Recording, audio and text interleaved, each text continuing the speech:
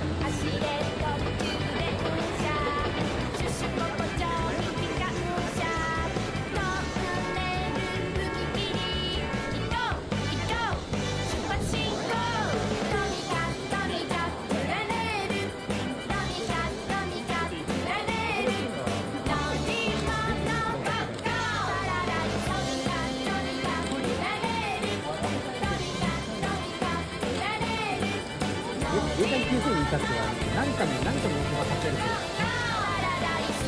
と見たことあるなこれ。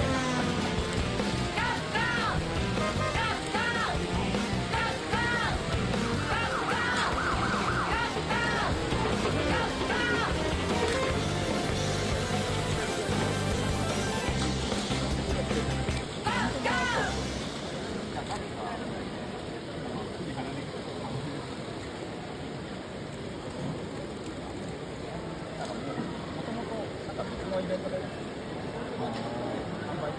売用で作られるパーツをあげるボタンだ。その台車を体育館の終わりにね。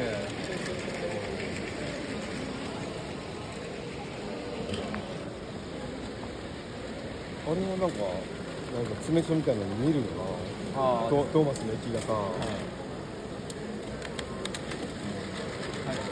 そうよな。